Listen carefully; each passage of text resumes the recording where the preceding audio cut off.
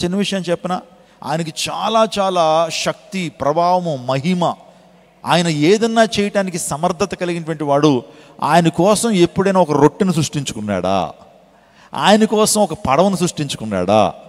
ఆయన కోసం తన విలాసాల కోసం ఎక్కడైనా తను సుఖించాలని ఎప్పుడైనా సరే ఏమన్నా సృష్టించుకున్నాడు ఆయన? యేసు ప్రభు వారు ఆయన త్యాగానికి నిలువెత్తిన నిదర్శనం, ప్రేమకు నిలువెత్తిన నిదర్శనం. ఆయన అన్నీ చేసుకోగలిగినటువంటి వాడు, కానీ ఎక్కడా కూడా ఆయన సౌకర్యమైనటువంటి జీవితాన్ని జీవించలేదు. అతి సామాన్యమైనటువంటి జీవితాన్ని జీవించాడు. పేదలతోనే తిరిగాడు ఆయన, పాపులతో సాంగత్యం చేశాడు. వాడు అమరము నిద్రపోయినటువంటి వాడు. ఒక సందర్భంలో అంటాడు, మనిషి కుమారునికి తలదాల్చుకోవడానికి అవని అంతా అయిందే, భూమి అంతా అయిందే, భూమి అందరి సమస్తము కూడా ఆయనవే, ఆకాశము అందరి సమస్తం కూడా ఆయనవే అయినప్పటికీ మనిషి కుమారునికి తలదాల్చుకోవడానికి స్థలమైనా కూడా లేదు. నక్కలకి బొరియలు ఉన్నాయి. ఉదయం అంతా కూడా అడవిలో తిరిగి మళ్ళీ సాయంకాలానికి ఎక్కడికి వెళ్ళిపోతాయి? అవి నక్కలు బొరియల్లోకి వెళ్ళిపోతాయి. ఆకాశ పక్షులకి ఏమున్నాయి? గూళ్ళు ఉన్నాయి. కానీ మనిషి కుమారునికి తలదాల్చుకోవడానికి స్థలమైనా లేదు అని ఎందుకు చెప్తున్నాడు తెలుసా? యేసు ప్రభువారు దరిద్ర నారాయణమ్మగా ఆయన పిలువబడ్డాడు. ప్రైజ్ గాడ్, హల్లెలూయా. ఆ దేవుణ్ణి ఆరాధించవచ్చు. ఓం శ్రీ పంచగాయ నమః అన్నారు. ఆ రక్షకుడి లోకానికి వస్తే ప్రజాపతిర్దేం ఆత్మానం యజ్ఞానం యజ్ఞపురాయ కృతువ, పొడమి యొక్క భారాన్ని, పొడమి యొక్క పాప భారాన్ని భరించేటువంటి వాడు, పొడమి యొక్క పాప భారాన్ని క్షమించేటువంటి వాడు ఆ రక్షకుడు. ఆ ఒక యజ్ఞం చేయాలి. ఆ యజ్ఞంలో ఆయనే ఆహుతి అయిపోవాలా. యజ్ఞం చేసిన వాళ్ళు ఎవరు ఆహుతి అవరు. యజ్ఞంలో ఒక పశువుని, యజ్ఞంలో ఒక జంతువుని బలేస్తారు తప్పించి దేవుడే యజ్ఞం చేయాలట, ప్రజాపతే యజ్ఞం చేయాలట. యజ్ఞంలో ఆయనే ఆహుతి అయిపోవాలట. స్తోత్రం చెప్పండి.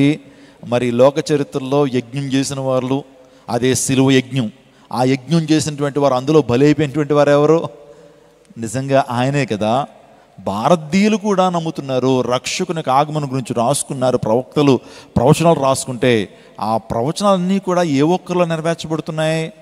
మీరు ముక్కు మూసుకుని 3 లోకాలు తిరిగినా యేసుక్రీస్తు ప్రభువులో ఉన్నటువంటి ఆ దైవత్వము, యేసుక్రీస్తు ప్రభువులో ఉన్నటువంటి పరిశుద్ధత మరి ఏ మనిషిలోనూ ఏ వ్యక్తిలోనూ మనం చూడలేకపోతున్నాం. దయచేసి యేసయ్యలో ఉన్నటువంటి దైవత్వం కానీ, యేసయ్యలో నెరవేర్చబడిన ప్రవచనాలు కానీ మరి ఏ ఒక్కరిలో అయినా సరే నెరవేర్చబడితే మనందరం కూడా యేసయ్యను వదిలిపెట్టేసి వారినే పూజిద్దాం. అర్థమవుతుందండి? నేను ఎంతో కాలం నుంచి ప్రయత్నం చేస్తున్నాను. యేసయ్య లాంటి పరిశుద్ధుడు నాకు ఇంకా కానరాలేదు. యేసయ్యలో నెరవేర్చబడిన ప్రవచనాలు అంటే ప్రవక్తలందరూ ఎవరి గురించి అయితే చెప్పారో ఆ ప్రవచనానుసారుడు యేసుక్రీస్తు ప్రభు తప్ప మరి ఏ ఒక్కరూ కూడా ఈనాటికి మనకు కనిపించట్లేదు. యేసుక్రీస్తు ప్రభు వారు నిన్న నేడు ఏకరీతిగా ఉన్నటువంటి గొప్ప పరిశుద్ధుడు ఆయన. ప్రైజ్ గాడ్, హల్లెలూయా. ఉదయకాల సమయంలో నా ప్రదేశం ఇలా చెప్పుకుంటూ పోతే చాలా విషయాలు ఉన్నాయి. యేసుక్రీస్తు ప్రభు జన్మ ప్రవచనాత్మకమైన the wonder of his prophecies. హోషియా కూడా అంటున్నాడు 1:1 ఆయన దైవ కుమారుడుగా పిలువబడతాడు అని హోషియా కూడా ప్రవచించాడు. Praise the Lord. జకరియా కూడా ప్రవచించాడు. వాస్తవానికి చాలా ప్రవచనాలు. ఇంకొక ప్రవచనాన్ని మీకు జ్ఞాపకం చేస్తాను. ఆదికాండం 3:15 ఏదేను వనములోనే యేసుక్రీస్తు ప్రభు యొక్క ఆగమనం గురించి పరిశుద్ధాత్మ దేవుడు రాయించి పెట్టాడు. ఎప్పుడు ఏదేను వనం అండి? అంటే యెహోవా దేవుడు ఆదామవ్వల్ని కలుగు చేసినటువంటి ఆ రోజు వారిని ఇద్దరిని కూడా ఏదేను తోటలో పెట్టారు. వారు తినవద్దన్న పండును తిన్నారు. అప్పుడు దేవుడు తినవద్దన్న పండును వారు తిన్నారు కాబట్టి ఆ మనిషిని శపించాడు, స్త్రీని శపించాడు, వారిని మోసగించినటువంటి సర్పాన్ని కూడా శపించాడు. అక్కడ శాపం ఎలా ఉందో చూద్దాం ఒకసారి. ఆదికాండం 3:15 మరియు నీకును స్త్రీకిని నీ సంతానమునకును వైరము కలుగు చేసేదను, అది నిన్ను తల మీద కొట్టును, నీవు దానిని మడిమ మీద కొట్టుదు అని చెప్పాను.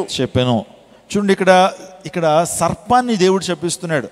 ఏమన్నదంటే నీకును స్త్రీ సంతానానికి, ఆమె సంతానానికి వైరము కలుగు చేసేదను. అంటే సర్ప సంతానానికి అంటే సాతానికి, ఆ తర్వాత స్త్రీ సంతానానికి వైరం కలుగు చేస్తానన్నాడు. అంటే ఆలోచన చేయండి, స్త్రీ సంతానం అంటే ఎవరు? ఈ ప్రపంచంలో స్త్రీ సంతానంగా పిలువబడినటువంటి వారు ఎవరు? మనందరం కూడా ఏ సంతానం? మనందరూ కూడా భూమి మీద పుట్టిన ప్రతి వ్యక్తి కూడా, ప్రతి మనిషి కూడా పురుష సంతానమే. అంటే పురుషుని యొక్క ప్రమేయం ద్వారానే ఈ ప్రపంచానికి మనం వచ్చాం. పురుషుని యొక్క ప్రమేయం ద్వారానే మనం ఈ లోకానికి ఏమండి ఈ లోకంలో జన్మించాం కదండి. నాకు తండ్రి లేకుండా నేను జన్మించానటువంటి వారు ఎవరున్నారండి ఈ ప్రపంచంలో? ప్రతి ఒక్కరికి తండ్రి ఉన్నారు. స్త్రీ పురుషుల యొక్క కలయిక ద్వారా ఒక జీవం అనేది ఈ లోకానికి ఆవిర్భవించబడుతుంది, ఈ లోకానికి వస్తుంది. కానీ ఈ లోక చరిత్రలో పురుషుని యొక్క ప్రమేయం లేకుండా పుట్టినటువంటి వారు ఎవరు? యేసు ప్రభు వారు ఒక్కరే. ప్రైజ్ గాడ్, హల్లెలూయా. అందులో బట్టి యేసయ్యని ఏ సంతానం అంటారు? స్త్రీ సంతానం. మీరు వంశావళి చదవండి. అబ్రహాము ఇస్సాకును కనెను, ఇస్సాకు యాకోబుని కనెను, యాకోబు చెప్పండి యోసేపుని, ఆ తర్వాత 12 మంది కుమారులు కనెను అని వంశావళి పురుషులతో ప్రారంభించబడుతుంది. కానీ మీరు యేసుక్రీస్తు ప్రభు దగ్గరికి వచ్చేటికి మరియ కుమారుడని యేసు అని చెప్పబడుతుంది. ఏమంటే వీళ్ళందరూ తండ్రి పేర్లు ఉంటాయి, కానీ యేసు ప్రభు యొక్క తండ్రి గురించి ప్రస్తావించాలి, యోసేపు అనాలి. కానీ దేవుని లేఖనాల్లో యోసేపు అని లేదు. యోసేపు కేవలం ఒక నామినల్ ఫాదర్ మాత్రమే, జస్ట్ ఒక కేర్ టేకర్గా ఉన్నాడు. కానీ ఆ మరియ పరిశుద్ధాత్మ ద్వారా ఆమె గర్భాన్ని దాల్చింది. యేసు ప్రభు స్త్రీ సంతానం. ఇప్పుడు చదవండి ఆ మాట, ఇప్పుడు చదివితే మీకు అర్థమవుతుంది. నీకును స్త్రీ సంతానానికి వైరము కలుగు చేసేదను, అది నిన్ను తల మీద కొట్టును. అంటే సర్పంతో మాట్లాడుతున్నాడు, సాతానుతో మాట్లాడుతున్నాడు. అది నిన్ను తల మీద కొట్టును అంటే స్త్రీ సంతానమైనటువంటి యేసుక్రీస్తు ఎక్కడ కొడతాడు? తల చిత్తకు కొట్టేస్తాడు, తల చితికిపోతుంది. నువ్వు దాన్ని ఎక్కడ కొడతావు? మడి మీద. మడిమ అంటే ఏంటమ్మా? మడిమంటే కాలు. సాతానుగాడు కూడా యేసయ్యను మడి మీద కొట్టాడు సిలువలో. కానీ యేసుక్రీస్తు ప్రభు వారు ఆయన 3 రోజులు తిరిగి లేచి చిత్తకు కొట్టేశాడు ఆయన తలని. Praise God. ఇప్పుడు సాతానుగాడికి తల చితికిపోయిందండి. ఏం చితికిపోయింది? తల పగిలిపోయింది, చితికిపోయింది. ఇప్పుడు నాడు దేంతో తిరుగుతున్నాడు? ఏమంటే పాముకి తల చిత్తకు కొట్టేసామనుకోండి అయిపోయినట్టే కదా.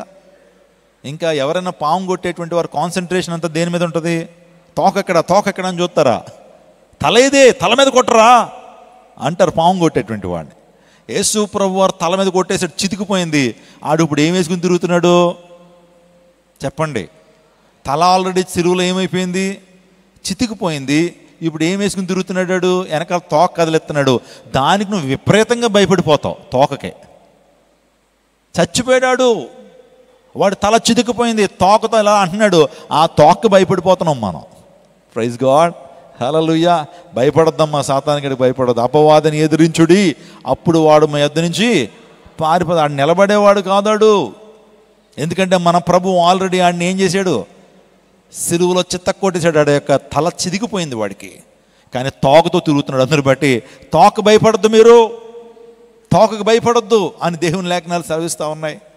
నా ప్రియదేవుని ఇన్ని ప్రవచనాలండి. అందరూ బట్టే the wonder of it's prophecies, it's just amazing.